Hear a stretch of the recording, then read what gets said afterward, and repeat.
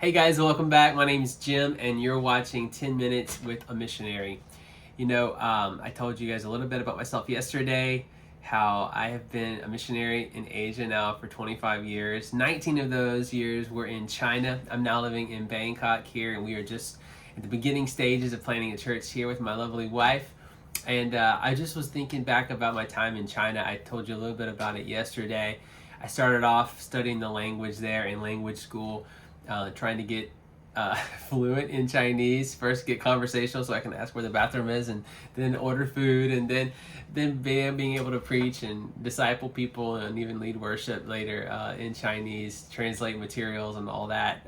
Such a blessing being there. But I went from language school and then moved up to the capital of our region, a much larger city of 7 million people, and started working with the underground church there.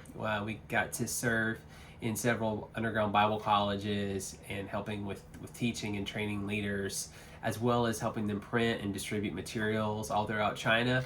And that was such a cool time, being on the kind of edge of your seat, and like had so many different close calls with the police, and just trying to like pray and just hopefully what you were doing, you weren't going to get caught, and the people you were working with were so high profile and such important people in their different networks, and just felt so privileged and so honored that you could even just like share any time with them.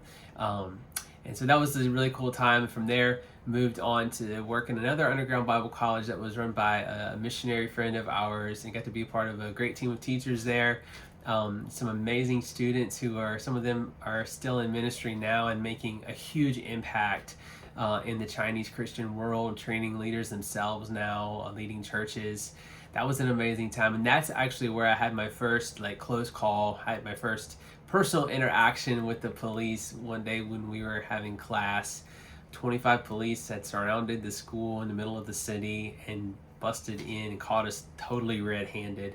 All of us were marched down to the police station and held all afternoon. That's another story. I'll go into that into more detail another day. But from there, I started working amongst unreached people groups. I think I mentioned yesterday about how the region we lived in is so diverse, and we had so many people groups who had never heard the gospel. Even to this day, there are so many that are still waiting to hear the gospel for the first time. And that's why I'm so passionate about taking the gospel to the unreached, because I believe that, I can't remember exactly right now off the top of my head who said it, but who deserves to hear the gospel twice when there's so many people who have not yet heard it once? And so there are so many of those people groups in the 1040 window who are still waiting to hear the gospel. And so many of those were in our region there. And I started, by God's grace, started going out with a couple of great guys that also had a calling on their life to make a difference among these people groups, and go out in these remote areas and share the gospel with them, and raise up believers and disciple them and train them to go out and do the same thing themselves. Did that for a little while, and then God directed my heart to the city and really started to focus on reaching people in the city as all the urbanization was going on in China at that time.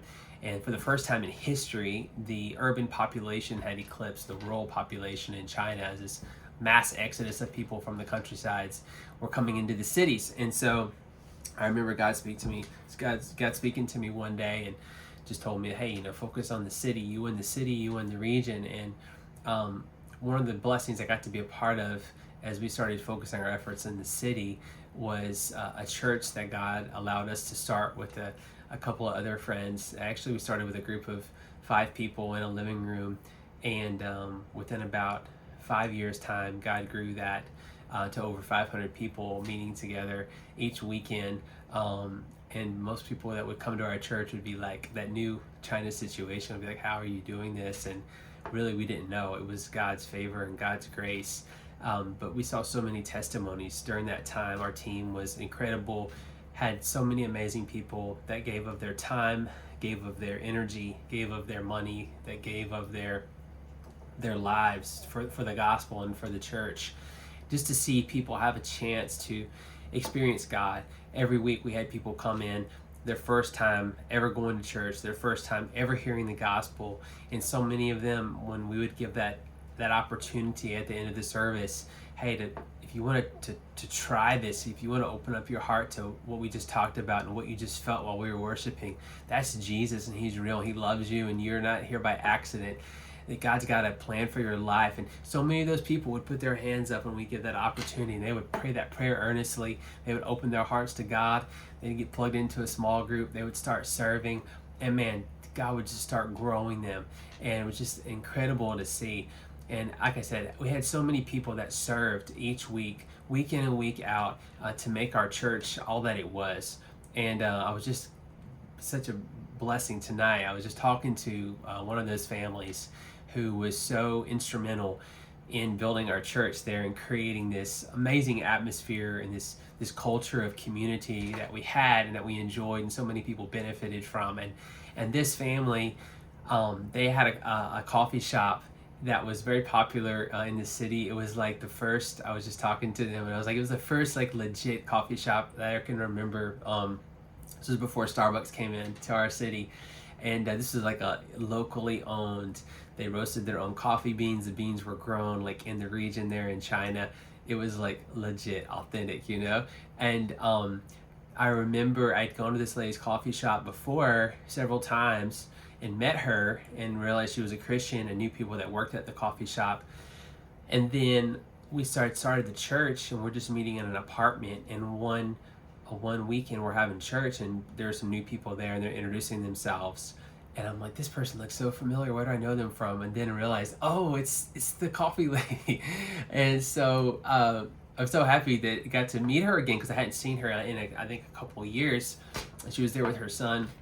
And then I remember we were moving into another building, and we were going to have coffee before and after the service, just to kind of welcome people and to create that in a moment of connection after the service, where people could, get to know people a little more and could build relationships. And I remember her saying, hey, I want to help with the coffee. And I'm like, oh, that's awesome. Like, and I didn't know if she meant like serve on the coffee team or what. And she's like, I'm going to bring some next week. And I'm like, oh, that's great.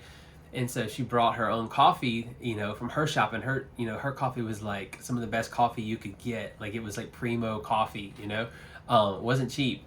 And she brought it and like didn't charge us for it. And she's like, I want to share this with the church.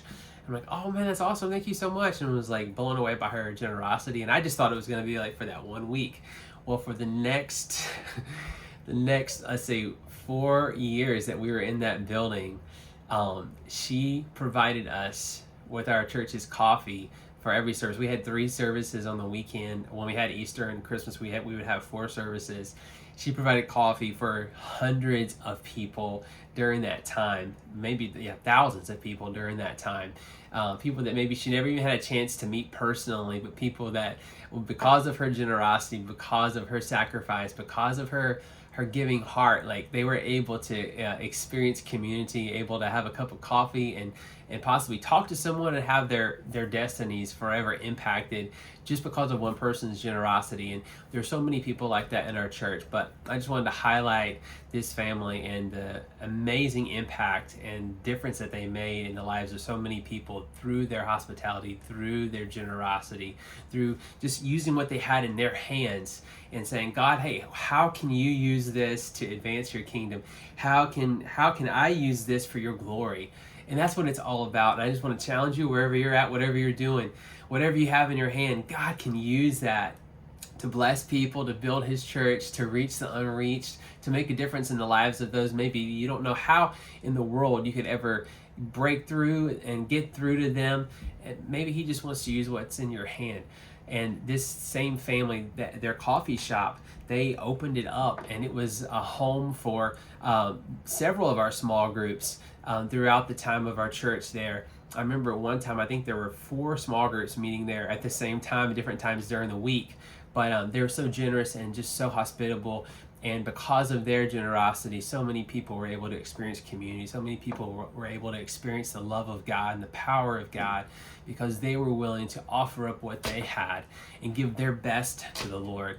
Not something that didn't cost them something, but something that was precious to them, something that was valuable. And God used that to make a difference in the lives of so many people. So I just, if you're watching this tonight, I love you guys. And I'm so grateful to have gotten to be a part of your lives, and so grateful that we were able to connect tonight.